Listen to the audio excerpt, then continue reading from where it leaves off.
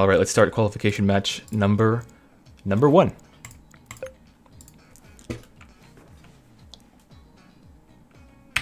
All right, let's take a look at the ships on the Red Alliance. First of all, we have this ship, which is kind of difficult to see in there, but it's fine, which is called T. radicans, and it's a scientific name that is like a plant of some sort. I guess it does kind of look like that. I like the scientific name. It's like, darn it, I don't remember what it was exactly, but it was pretty funny. No, I can look at it. I'm just gonna stop this for a second. Toxicodendron radicans by Yaddle. Yeah, Toxicodendron radicans. Pretty funny. Anyway, going back into the match. Toxicodendron radicans. And then we have...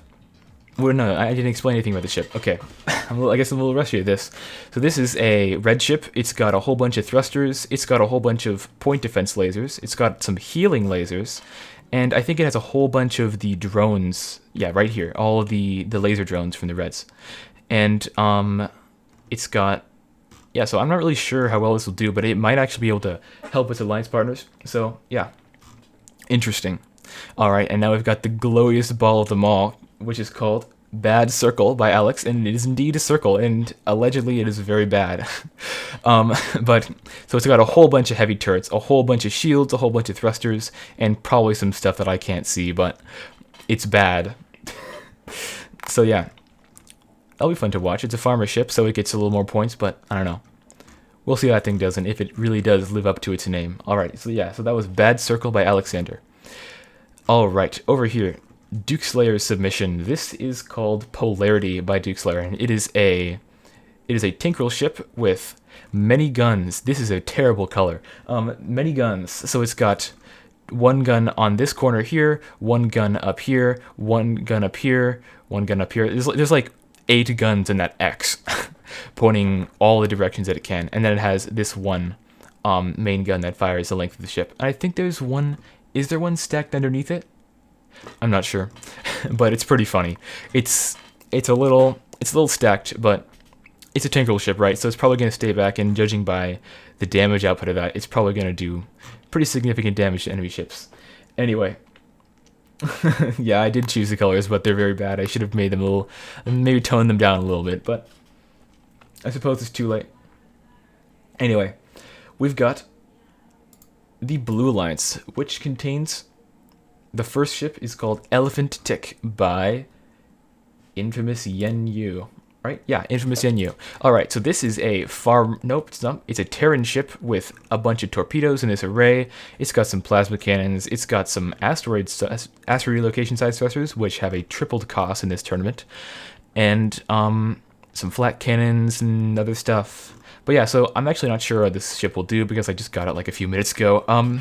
But I mean, it seems as the torpedoes are always solid weapons, so, and also the plasma cannons are also always solid weapons, so this ship should do pretty well, but I'm not really exactly sure how else to classify it. Alright, yeah, so that's Elephant Tick by Infamous Yen Yu. Alright, the next ship on the Blue Alliance, who do we have? It's Pew by Ludo. Alright, this is a Terran ship of some sort. It's got a bunch of armor in the front, this weird, unique spaced armor stuff, sacrificial spaced armor, I guess it's called, and a huge line of antimatter cannons that run the entire length of the ship, almost the entire length of the ship, and a couple of proton beams up here. So, a couple shields here and there, but other than that, it's a pretty heavy, like relatively heavy ship at least, and it does, I guess would do a lot of damage if all of those antimatter cannons were to fire at the same time. So yeah, that is... What's it called? Yeah, okay, it's called Pew by Ludo. Alright, and the final ship. We've seen this guy before. This is the Ziggurat 2x2. This is a Terran ship. It's got... We've seen it before. This is Drill's staple battleship. It's got...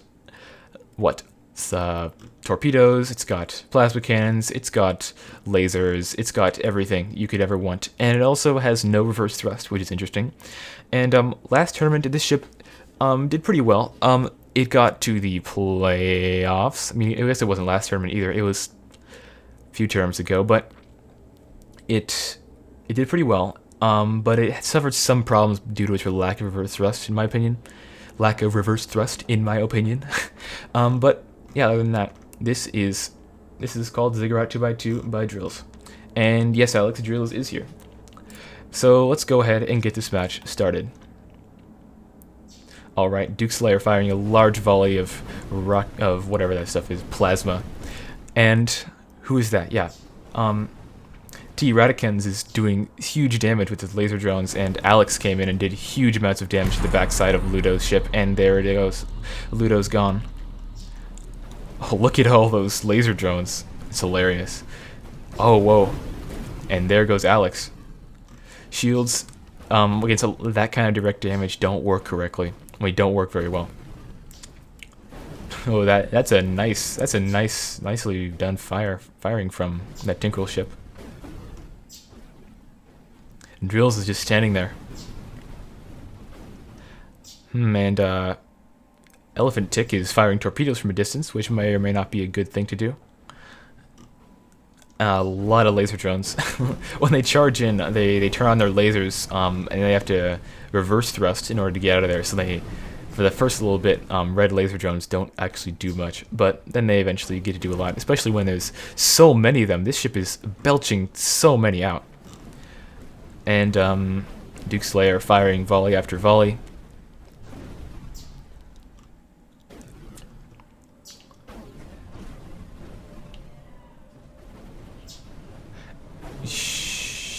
And who is it? Drills is just standing there. I don't know how the Blue Alliance is going to get back from this. If Drills can charge them and just totally charge them, he totally might be able to take this, but his ship doesn't look like it's doing that.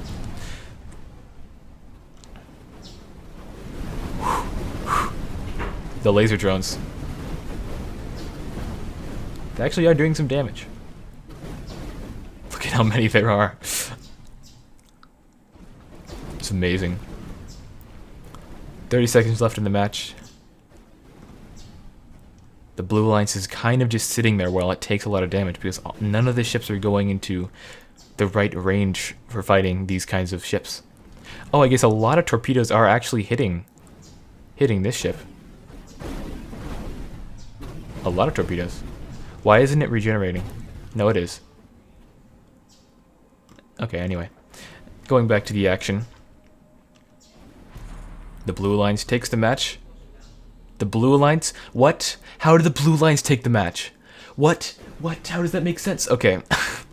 Well, anyway. Yeah, point retention OP. The other lines totally had the advantage like the entire time, dude. But point retention indeed. Nice. Well, anyway. That concludes qualification match number 1. I'm not going to look at the ship ranks yet. So yeah, that's qualification match number 1.